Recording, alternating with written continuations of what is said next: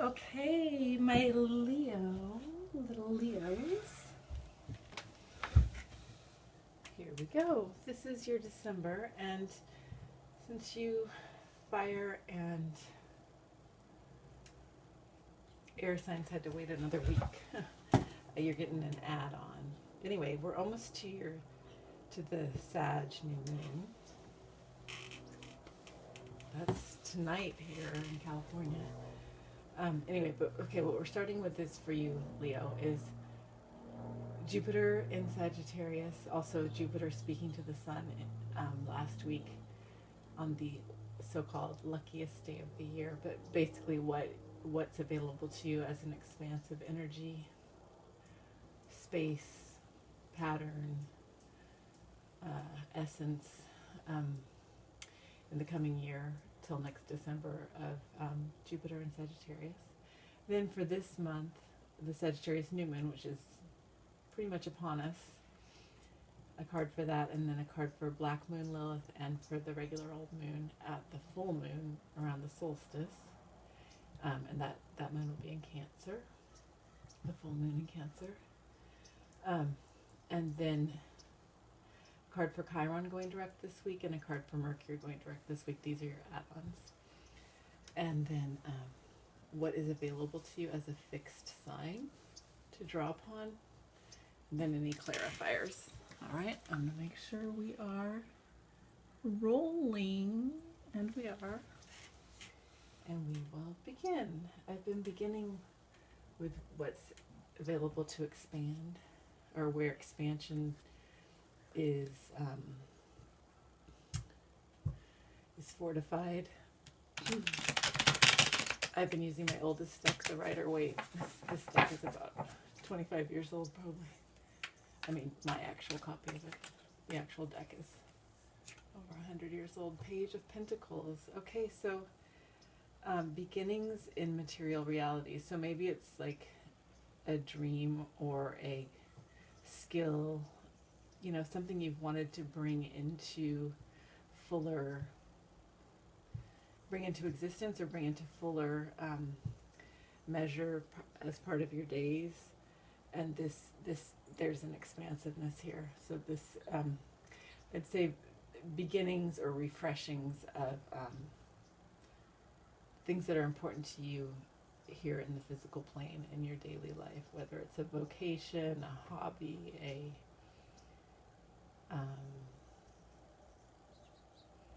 a place that you're a steward of, such as a home or your place of work or your garden or your neighborhood. You know, maybe it's just helping with a beach cleanup if you live near a beach. But anyway, that sort, like volunteer work, but that sort of thing of like bringing further into embodiment your innate abilities. Okay, that can play out in various ways, but anyway, is available to you as a site of expansion in the coming year. When I just started looking for the new moon in Sag, and when I split the deck, we got the Five of Cups, which you had earlier in the year. I remember, Leo. And I read this as a moving away from forms and formulaics and strictures and structures that you know you've outgrown, or like you as a type of outgrown. And I was thinking before I sat down to read that each of us, you know, any typography, any archetype that we inhabit, embody, resonate with, each of us is that anew and in our own way. You know, there are obviously strands that connect these, or maybe not even strands that connect these, but sonics that connect these. You know, but each of us is gorgeously our own expression of whatever assemblage and variety of archetypes that we are expressing, you know, within this expression of our soul's imagination and our soul's true shape. So you are carrying with you two containers, which you may reshape, which you may use, you may repurpose, you may use them, you know, in your own way for your own methods of that very expression of the self that is very much fortified in this lucky expansiveness over the coming year. The Four of Swords is the need for rest. You know, typically that's the basic reading of it. And look at her here. She's resting, you know. And rest is really important, especially when you are creating such, you're doing so much creating. There's a need for gestation, you know, and there's a need for just the simple act of rest as well. Okay? And coming will be this clarity, this sort of sly clarity of the Page of Swords here. You have 2 pages now. And then the celebration of the Three of Cups. You know, the communion of the Three of Cups. Once you've made the cups that are correct for your particular embodiment and vision and habits of being and ways of, you know, your methods of existence and stewardship on this in this air, on this earth, as your heart's tiny sun, you know, as we are the milk of the Milky Way, and as our hearts are little suns in our bodies. Okay, for Black Moon Lilith. And Black Moon Lilith at the solstice here, and at the full moon in Cancer. I've been talking about Black Moon Lilith as this sort of repository, and almost it's this empty space and this ballast, but it's empty, holding us in place, helping to hold us in our, you know, in our rotations and in our movements, in our patterns, but also as sort of a repository of what's been suppressed under patriarchy. Anyway, look at this, you know, this great athlete, Wilma Rudolph, who overcame a lot of prejudices, you know, to succeed, and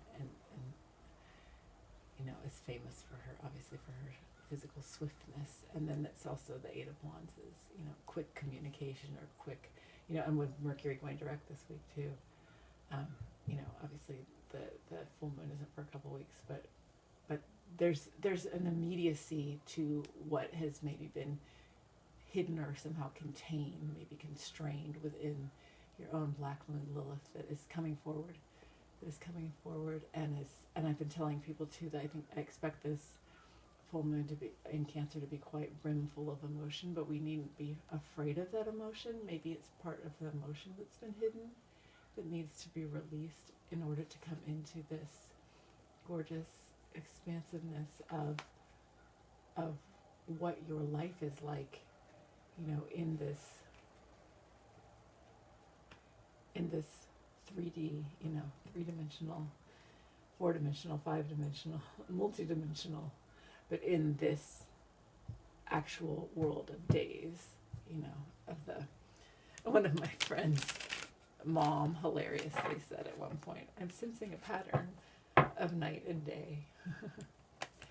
So things that have remained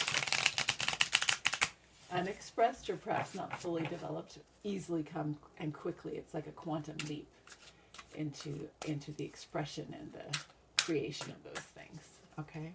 And then for the regular old moon, oof, someone else got this in their Chiron position, but this is the Seven of Swords, and it's a walking away. I read the Seven of Swords as a walking away, or a sort of just disengagement. Not even the, you know, it's not even the energy it would take to actually pick up swords and walk away. It's just this disengagement. I'm not going to engage in conflict. I'm not going to feed into the reinscription of conflict that is a cultural inheritance. I'm not going to, no. I'm here, and I'm here. I'm going to shape good containers for my true self, which frees others to do the same. You know, we all free each other as we free ourselves. And yes, that's what's these two things, interesting combination at that full moon. Okay. I don't want to over-explain either anything. I tend to err, well, I don't know. I probably err in both directions at times. For your Chiron direct, it's happening right around this Saggy new moon. The King of Wands. It's a slightly girlish King of Wands. I like that about this deck. They kind of mix it up. Anyway. So very, you know, masterfully clear-sighted, but not in any kind of, you know, overbearing way. It's simply, you know, you sit in your seat. You know who you are. You know the joy and the grandeur and the value of your own creations and the honing of your own skills, you know, and the value of your very acts of self-definition to the collective, to the whole, okay? Chiron. And none of us need be a wounded, none of us need lick our wounds and reinscribe our wounds into new inflammation. We release reinscription in these times. That's part of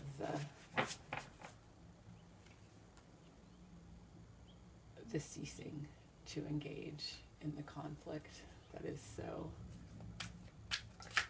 addictive in our culture, or traditionally has been. And then you get the Four of Pentacles, which I've read as the very resistance that allows for us to create. Okay, so it's this human somewhat resistant to new, even resistant to change and new gifts and things, but it's that very almost reluctance to change, or slight fear to, you know, or slight discomfort of change that actually is just so, you know, interwoven in the actual making of change. Okay. And then what you have available to you as a fixed sign with these energies, my dear Leos.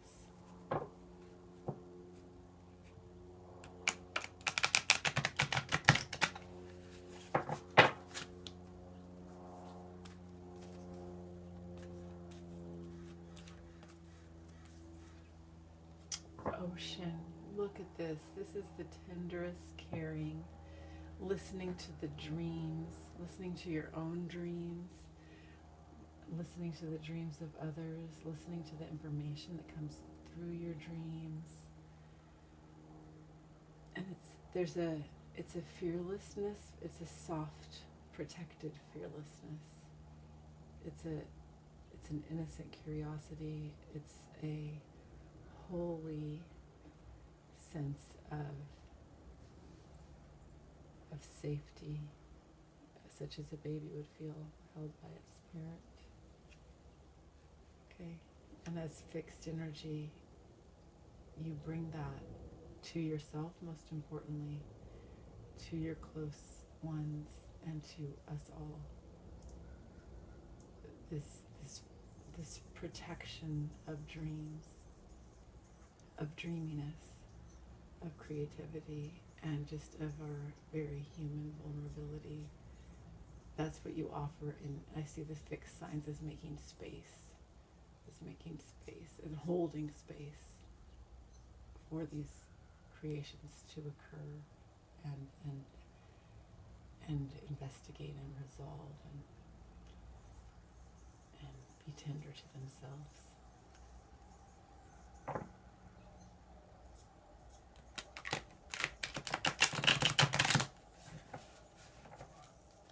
Okay, and take maybe one more clarifier, or one clarifier. The Ace of Swords. So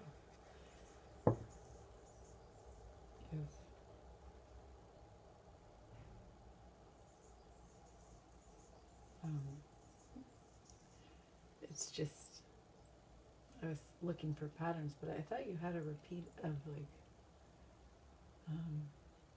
two aces, but you don't. You have the Page of Pentacles and the Ace of Swords. So the clarity, this is just, to me, this is just like the brilliance of our minds. Our minds can, can trouble us for sure, but this is the brilliance. This is just the glinting, gorgeous, brilliant clarity that our minds can bring, when working in concert with all our other parts. And you have a lot to draw upon here, my dear Leo, and a lot to offer to yourself and others, okay? And I've gone on at some length. A lucky expansion, an initiation of your own measure,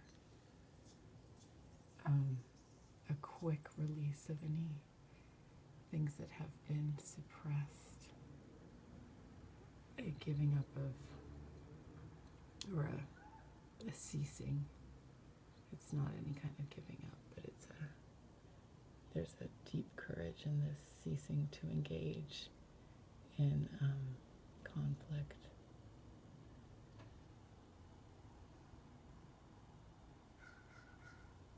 I said clarity for I talked about the King of Wands more as if it was the King of Swords, but I still think it works for the more sensuous clarity of the wands seated within yourself, and making any decisions and making any moves from that deep grounding in your wholeness. The human resistance that almost is necessary to make things actually coalesce. This dreamy safety and this glinting clarity.